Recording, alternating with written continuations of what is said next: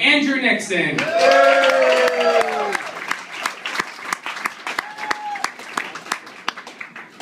Alright, Yuks, here we go for Patrick. Alright, so I'm Andrew Nixon, and I actually have a really famous girlfriend. I'm bragging about it, thank you. It's not her though. But yeah, she's actually a star on the MTV hit reality show. You might have seen it, 16 and Pregnant. And I know what you guys are thinking, and that I should date a 16-year-old, and I don't. The truth is that 15-year-olds on that show too, right? They don't discriminate. But no, I am in a relationship, an unhealthy one, but it's one nonetheless. And I've noticed that relationships are a lot like jobs. Not like you have to work. I mean, like, they are jobs. Like, let's break it down. Both start with a shitty interview where you dress nice, lie about all your qualities, and forget to put maybe the jobs you worked at for one day and quit and got fired from. Right? Then what happens? Okay, you get the job. You're excited. You're telling all your friends. You can't wait to get your first paycheck so you can blow it. And if it's a good job, it won't even pay you on the first day. You gotta put in a couple weeks of solid work. Unless they pay you in tips, but to get paid in tips, you gotta serve alcohol, and that shit gets expensive. Then what? Okay, so after 6 months, the craze wears off. You don't like your job anymore. So you start thinking this job is holding you back from getting other jobs. And they start nagging at you about everything. So you know what you do? You put out resumes at other jobs, right?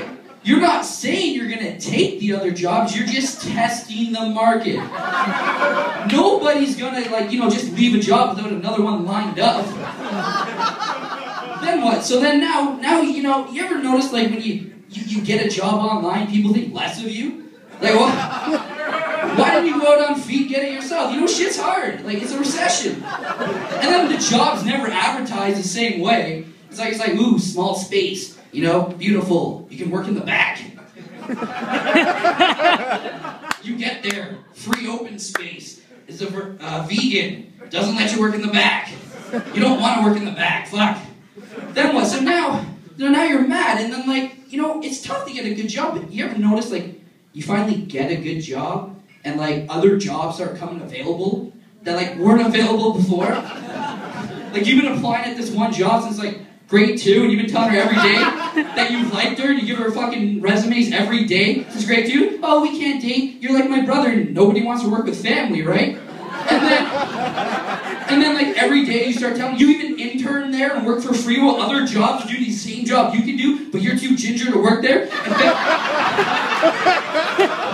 And Becky's like, no, Andrew, you can't work here. And you're like, but why? I've been interning for 3 years. Then you get a good job. Becky gets jealous. She's like, hey, you can come work for me. You're like, I can't. I got another job. And then Becky's like, well, no, I'm having a career fair on Tuesday. All your friends are invited. Be there. You're like, fuck!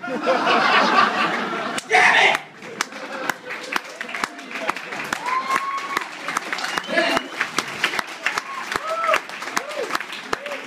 Then you ever notice, sometimes it's a recession, right? So, one job doesn't pay all the bills. Right?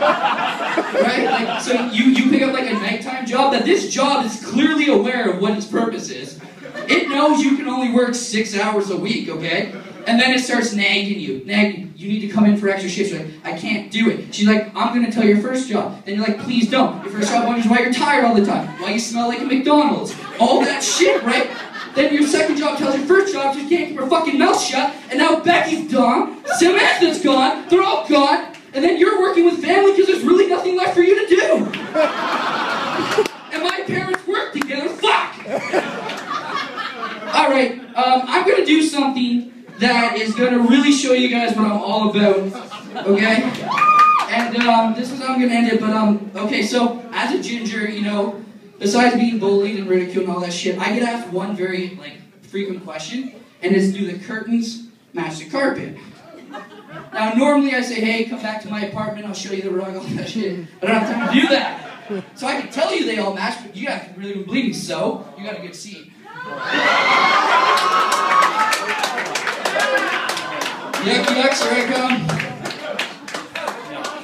Yeah, they match. They match. They match.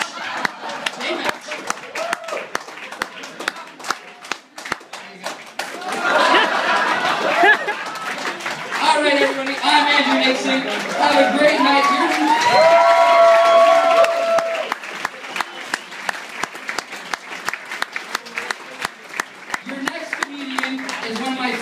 guys in the whole wide world, and sexiest, fuck George Clooney, Matthew Caldwell!